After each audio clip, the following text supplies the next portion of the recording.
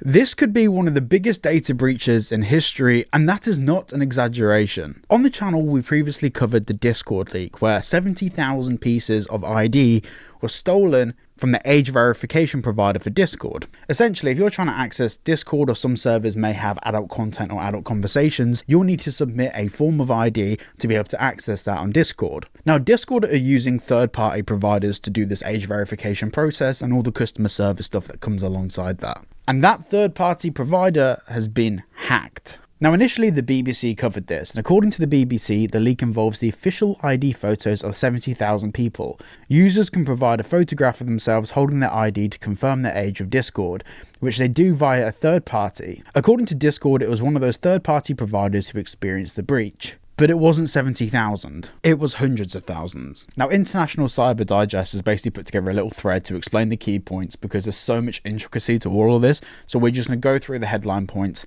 and try and get an understanding of what's happened here. But before we do that, if you don't want to have to submit ID everywhere you go, you can check out private internet access at the link down below. They're a VPN that respect your privacy and don't keep logs. They allow you to change your location on your device to be in any country around the world. For example, some TV shows on Amazon and Netflix are only available in specific countries, so you can switch your location to view that content. You should not use it to get around the Online Safety Act, and I legally have to say that.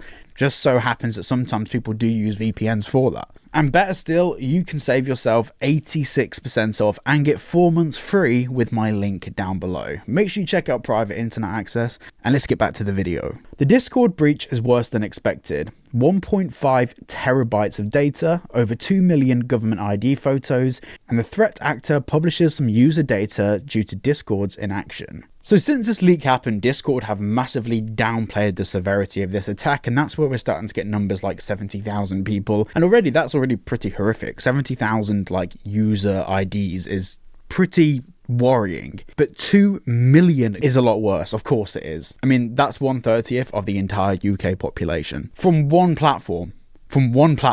Sample of a user ID showing her Face ID and a written note, and obviously they've blocked it out to protect their identity. The threat actor quotes Discord's official statement on government ID image numbers and then taunts and reveals the actual figures. The unauthorized party has also gained access to a small number of government ID images, e.g. driver's license, passports, from users who had appealed age determination. If your ID may have been accessed, that will be specified in the email you receive. And obviously the person's responded with the amount of items that they've actually got on that list. And they've quoted a small number of government ID images. Then they show a screenshot of a 1.5 terabyte file, and obviously it says how many files that contains. Now, it is worth saying that this could be some sort of like non-truthful flex from the people that did the hack. Apparently it's confirmed that these are the people that actually did the hack. We don't know how many IDs were stolen, but if they can steal 70,000 from a third-party user data provider, it's very likely that there's going to be more than that on that database. So it is relatively believable that if they've hacked a whole third-party provider for age verification, that they would have access to millions of people's worth of data. In fact, some other third-party providers that I've seen online, they handle over 500 million people's data through their systems and servers. So 2 million people in the grand scheme of things isn't a lot of people, but in the grand scheme of the UK, it certainly is. The threat actor told us about Discord that they do not purge the tickets after resolution, by the way. When you create a support ticket through Discord, Discord don't do their own support. They go to a third-party provider, and this third-party provider is also doing the age verification process.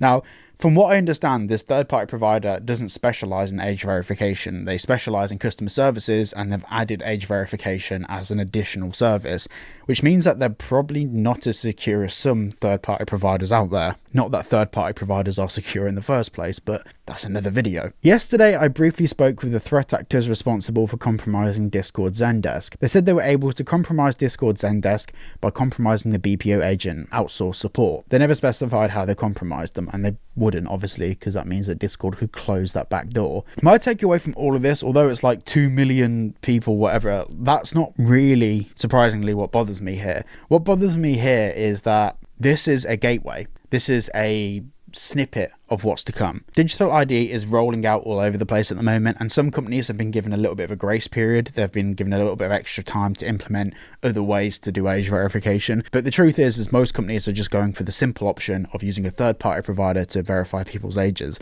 And this is worrying because it's not secure. And I am fully aware nothing is 100% private, nothing is 100% safe. So is the nature of the internet. But as internet users and as tech companies out there are many different ways to limit risk. And the best way to prevent ID from being stolen is to not have it online in the first place. That's a good first step. Still, people can break into government offices and they can do whatever. Like, there's never going to be 100% safety, but there's such thing as being careless and reckless with identification. And what we've seen so far is these third-party companies can't be trusted with our data. We need to bring this down to a psychological level.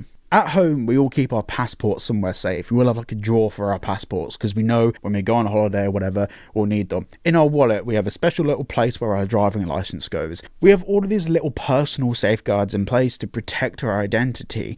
These corporations don't, because they don't care about individual. They care about collective. They try and keep the collective data as safe as possible, but no one's going to care about your ID more than you. And we need the government to intervene here, because so far the government have been quiet about all of this, at least publicly. I'm not sure if they've spoken to Discord or what's happened in that regard, but we need the government to see this is just the gateway. This is the first step to bigger leaks. And this isn't a small leak. This isn't, 5 IDs that have managed to surface on the internet. We're talking in the hundreds of thousands to millions from one private company. What happens when maybe each of us are using 4 or 5 private companies to store our IDs? 1 or 2 of those get hacked over the next couple of years. That's potentially the entirety of the UK population's IDs linked to enemy countries, which can destabilize the entire economy, not just from like a identity and protection point of view, but from a financial point of view too. We're dealing with risks that come with bank records, financial systems. There is so many additional risks that go around this, and I'm more than happy to do a video on that if you guys want me to. Make sure you check out private internet access at the link down below, or scan the QR code here. Get yourselves 4 months free, 86% off, and I'll see you all in the next video.